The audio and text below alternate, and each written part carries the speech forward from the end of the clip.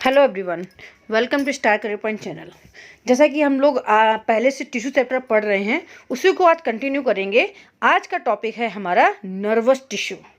Nervous tissue जो बहुत ही important है। हमारी बॉडी में जितने भी इम्पल्सेस होते हैं, हमारी बॉडी में जितने भी चेंजेस होते हैं, कहीं चोट लग जाए या कहीं पे हमको दिक्कत होती है, कांटा लग जाए, कुछ गर्म लग रहा है, ठंडा लग रहा है, ये सभी की सभी इंफॉर्मेशन न्यूरॉन्स सेल्स की वजह से, या हम कह सकते हैं नर्वस टिश्यू की वजह से ही ट्रेवल करती हैं हमारी बॉडी में। ठीक है, तो हम पढ़ेंगे आज नर्वस टिश्यू के बारे में और न्यूरॉन सेल्स के बारे में डिटेल से। जान लेते हैं कुछ fact about neurons. There are more nerve cell in neuron brain that there are a star in milky way. इतने न्यूरॉन्स होते हैं जितने मिल्की वे में स्टार्स होते हैं। बहुत सारे न्यूरॉन्स हमारी बॉडी में होते हैं। There are 100 billion of neurons in our brain around. हमारे ब्रेन में सिर्फ और सिर्फ हमारे ब्रेन में ही 100 बिलियन ऑफ न्यूरॉन के आसपास न्यूरॉन्स होते हैं। If we linked up all the neurons in our body, it would be around 960 kilometre long. अगर हम सारे न्यूरॉन्स को एक लाइन से लगा देते हैं, बिछा देते हैं, तो ये लगभग 960 किलोमीटर से भी लंबा रास्ता बना लेते हैं। The left side of brain control the right side of body and right side control the left side of body। यानी कि जो होता है वाइसा वर्सा होता है। लेफ्ट साइड का जो ब्रेन होता है वो राइट साइड की बॉडी को कंट्रोल करता है। ठीक है, और ऐसे ही राइट साइड का ब्रेन लेफ्ट साइड की बॉडी को कंट्रोल करता है।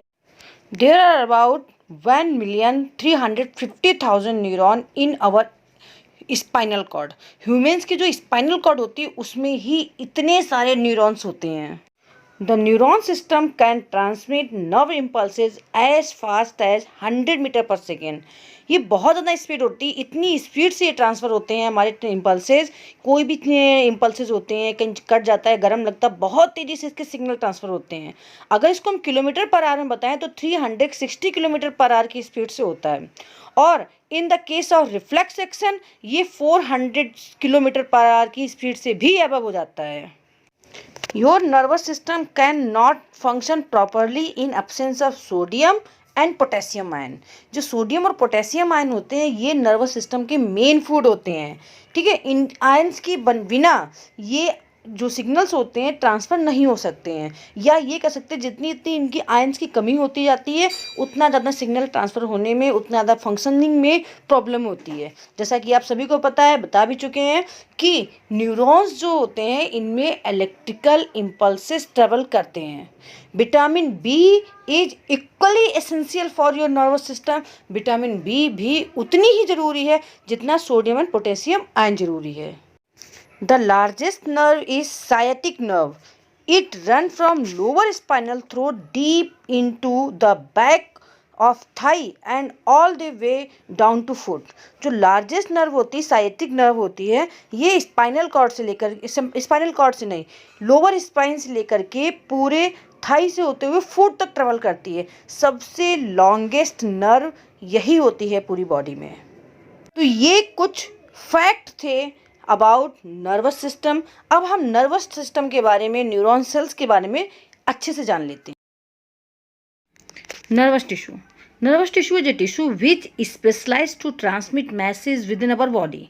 यानी वो टिश्यू जो हमारी बॉडी में जो मैसेजेस होते हैं, जो भी उद्दीपन जिनको हम हिंदी में बोलते हैं, कहीं चोट लग जाती है, कुछ भी दिक्कत होती है, जैसे हाँ जल जाता है या दर्द होता है, इन मैसेजेस को हमारे ब्रेन तक ट्रांसपोर्ट करने का काम जिनका होता है, या ट्रांसमिट करने का काम जो होता है, मैसेज कन्वे करने का काम, ये न्यूरॉन सेल्स की वजह से होता है।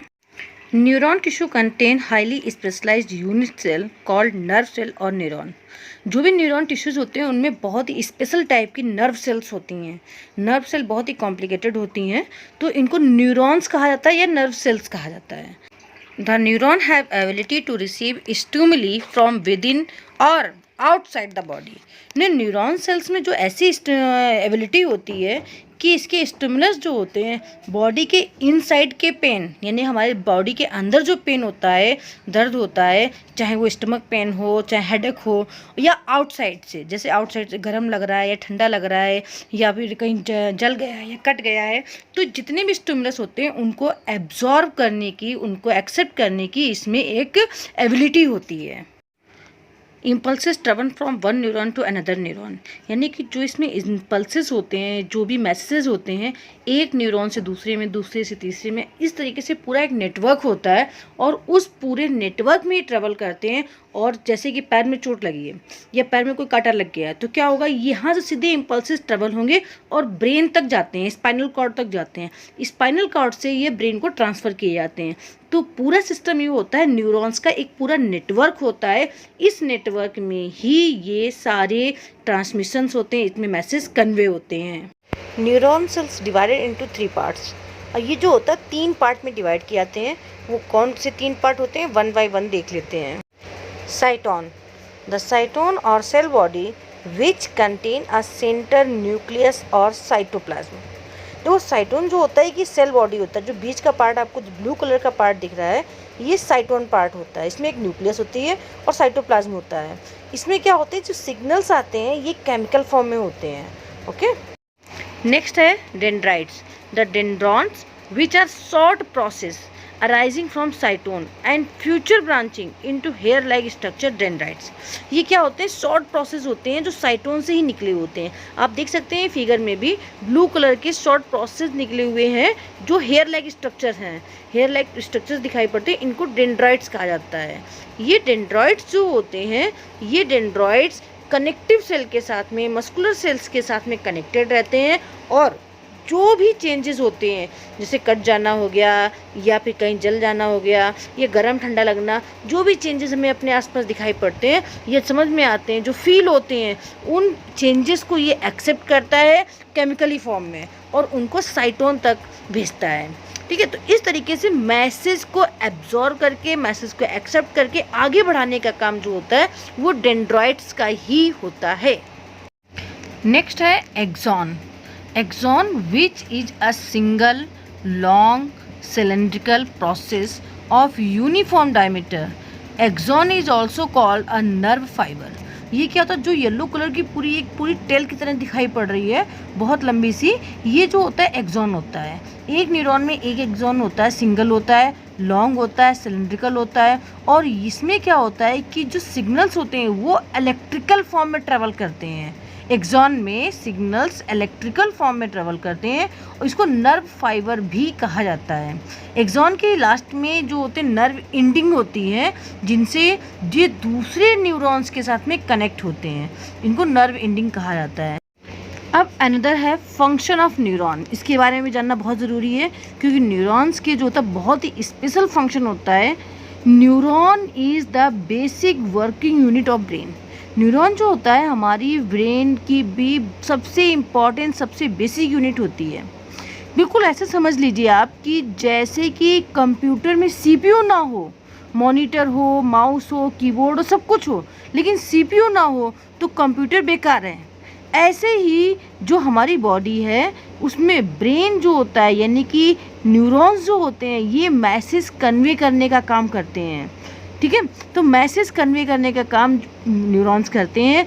ब्रेन की बेसिक यूनिट होती है। अगर हमारा ब्रेन काम नहीं करता है तो हमारी पूरी बॉडी वर्किंग में नहीं आती है, क्योंकि सिग्नल यहीं से मिलते हैं बॉडी को कि हमें कैसे हाथ मूव करना है, लिखना कैसे है, चलना कैसे है, गाड़ी कैसे चलानी है। तो सिग्नल जो मिलते हैं ब्रेन से मिलते हैं और ब्रेन से सिग्नल कैसे ट्रेवल करते हैं वो न्यूरॉन की वजह से होता है। This is the special basic working unit of the brain. A specialized cell organized to transmit information to the other nerve cell। ये क्या करती है कि जितने और नर्व सेल्स हैं वहाँ पर इंफॉर्मेशन ट्रांसमिट करती है, मसल सेल्स को इंफॉर्मेशन ट्रांसफर करती है, ग्लैंड सेल को इंफॉर्मेशन ट्रांसफर करती है। अब आप सोच रहे हो नर्व सेल को तो समझ में आ गया, मस्कुलर सेल्स को भी समझ में आ गया, लेकिन ग्लैंड सेल से क्या इफेक्ट पड़ता है? एक्चुअली हमारी बॉडी की ग्रोथ के लिए जो एंजाइम्स होते हैं वो ग्लैंड से निकलते हैं, है ना। जो ग्लैंड सेल को एक्टिव करने का काम भी न्यूरॉन्स का ही होता है। The dendrites receive impulses in the chemical form. जो इनके डेंड्रॉइड्स होते हैं वो इम्पल्सेस को केमिकल फॉर्म में रिसीव करते हैं। And the axon take impulses away from the cell body in electrical form. और ये इलेक्ट्रिकल फॉर्म में एक्सॉन में ट्रेवल करता है और लास्ट में नर्व एंडिंग तक पहुंचता है, वहाँ से फिर से दूसरे एक्सॉन तक पहुंचता है। तो ये पूरा प्रोसेस कैसे होता है, इसमें सिनैप्स आता है। सिनैप्स को भी समझ लेते हैं, लेकिन यहाँ पर आप एक चीज़ समझ देख रहे होंगे कि इलेक्ट्रिकल फॉर्म में सिग्नल्स ट्रेवल करते हैं। यस, हमारी बॉडी में करेंट होता है, ठीक है। अब जान लेते हैं सिनैप्स के बारे में। सिनैप्स यानी वो जगह जहाँ से दो न्यूरॉन आपस में जुड़ते हैं, ठीक है। The junction between the terminal part of one axon and dendrite of adjacent neuron is called a synapse. यानी कि एक न्यूरॉन का एक्सॉन पार्ट और दूसरे न्यूरॉन के डेंड्राइट्स जब आपस में मैच करते हैं, जैसा कि आपको फिगर में दिख रहा होगा, येलो कलर का जो न्यूरॉन है उसका एक्सॉन पार्ट यानी नर्व एंडिंग है ना, और दूसरा जो ब्लू कलर का न्यूरॉन दिख रहा है इसका डेंड्राइट्स, ये आपस में कनेक्ट हो रहे हैं। तो जहाँ पे कनेक्शन पॉइंट होता है उस जगह को सिनैप्स कहा जाता है। यहाँ पर सिग्नल जो होते हैं केमिकली फॉर्म में ट्रांसफ़र हो रहे होते हैं। Synapse help in the transmission of impulses from one neuron to another। Synapse क्या करते हैं, ट्रांसमिशंस को, ये जो इम्पल्सेस होते हैं इम्पल्सेस को ट्रांसमिट करने का काम करते हैं एक न्यूरॉन से दूसरे न्यूरॉन में। जैसा कि मैंने पहले भी आपको बताया था, one neuron to another neuron ये बराबर ट्रैवल करते रहते हैं। तो इनके जो ये दो न्यूरॉन के बीच में जो ट्रांसफ़र होता है उसे हम सिनैप्स कहते हैं। आई होप जो भी आपको बताया ये सब आपको अच्छे से समझ में आ गया होगा। तो बस एक रिक्वेस्ट है आपसे कि आप इस वीडियो को लाइक करिए, चैनल को सब्सक्राइब करिए और साथ ही अपने फ्रेंड्स के साथ में इसको शेयर भी करिए। और हाँ, अपनी वैल्यूएबल कमेंट्स आप हमें बताते रहिए, जिससे कि हम और ज़्यादा इम्प्रूवमेंट कर सकें और अच्छे से आपको नए नए टॉपिक पे वीडियो आपको भेज सकें, दे सकें। Thank you.